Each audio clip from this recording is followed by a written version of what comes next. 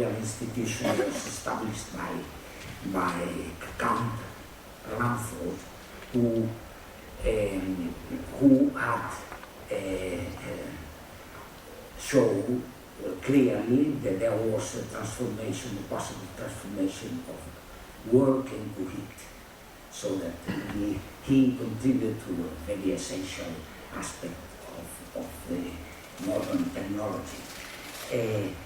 And as a collaborator, in fact, he was entered the Royal Institution as laboratory assistant, was Faraday, who later became the director of the Royal Institution.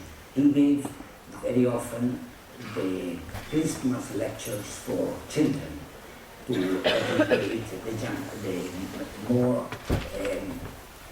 able of the more able of the high school students to see experimental shows and so that to enhance their interest in science. He showed that the candle is an example work of the whole of physics is encountered.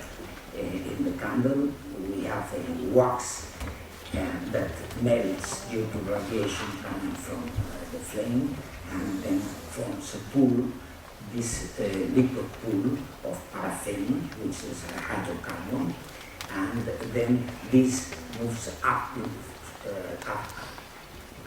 through the wick and then vaporizes, the paraffin vaporizes and moves out to find from the regions of high concentration, which are inside to outside, to find the oxygen of the air that takes place in the reaction. The reaction occurs in a very thin layer surrounding the yellow area where we have, even in concentrations of 10 to the minus 6 soot particles. These soot particles are produced by high temperatures, by the manipulation first and the complicated mechanisms we will know, and then at high temperatures they radiate, and these and also they are oxidized when they cross or they reach the diffusion flame and meet the air, the oxygen that is outside. In fact, this is a diffusion control combustion example in which there is a thin layer of chemical reaction separating an interior layer where there is no oxygen from an outer region where there is no fuel. And there is an initial region, obviously at the bottom. There is an initial region where the chemical reaction does not occur. There is mixing already there between the fuel and the oxygen, and then it burns in a premixed flame, so that the reaction is only diffusion controlled in most of the flame. Why it is diffusion controlled? It is because at high temperatures we have the mixture, the characteristic times are of the order of reaction times are of the order of 10 to the minus 4 seconds, while the residence time of a particle in this flame, in this kind of flame, is of the order of 1/10 of a second. So that is why the reactions are completed inside and outside, and the reaction is confined to a thin mixing layer.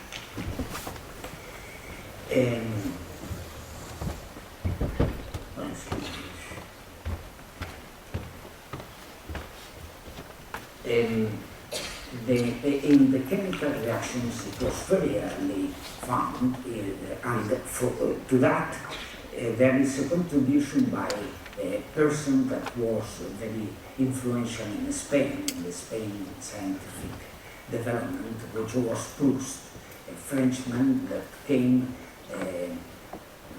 thanks to Carlos III, who asked him to, recruited him to instruct the Academy of Engineering, the Military Academy of Engineering in Segovia, and here in Spain he developed the law of the proportional constants, which say he found out by experiment that there was a relation between the amount of oxygen, the amount of fuel, and the amount of products.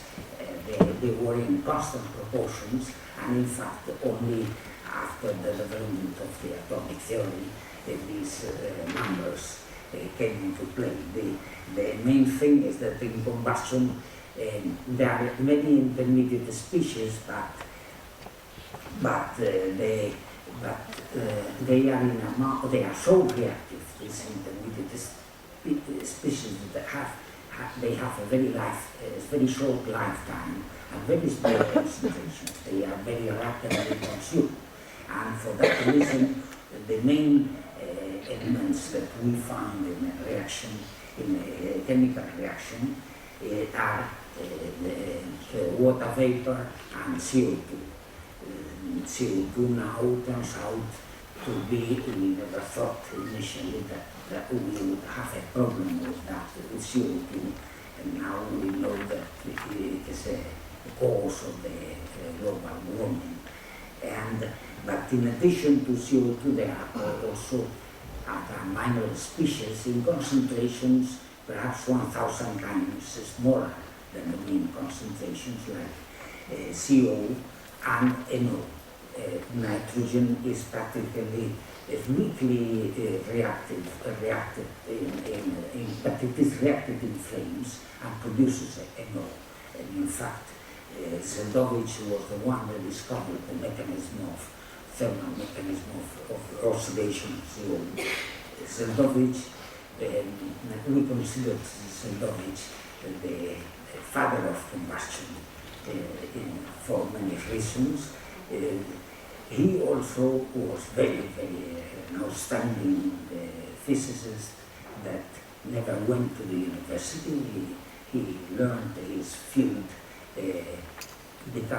beginning as a laboratory assistant, and was one of the real responsible for the scientific development of the atomic bomb and the hydrogen bomb in Russia. And later he has made very outstanding contributions in astrophysics, so that he is one of the most important physicists of the century, of the last century, and also in combustion. There are two modes of combustion, two main modes of combustion. One is diffusion flames, and the other is premixed flames. And these were the existence of premixed flames were found very early. I was talking before about Humphrey Davy.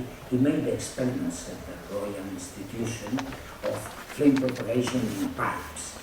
Pipes full of mixtures, gas gaseous mixtures, reactive mixtures, and ignited at one stream and looked at the flame preparation, and also looked at the effect of losses, heat losses, because they found that heat preparation was not possible with the small pipes, and then looked at put grids, and metallic grids, and they stopped the flame, and then he developed what is the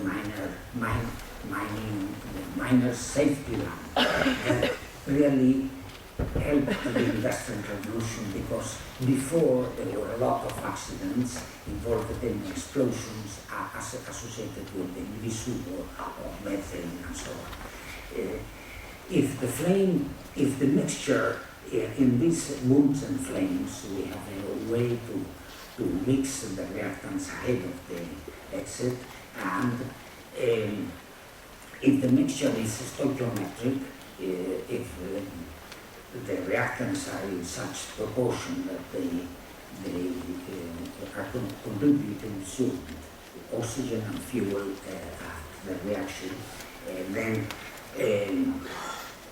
the flame is like on the left, like that on the left-hand side. But if we put, for example, a rich mixture, then we have premixed flames, the blue flame on the right, and then the diffusion flame around. These premixed flames are very thin, are transition layers from frozen flow to chemical equilibrium flow. And the layers have a thickness of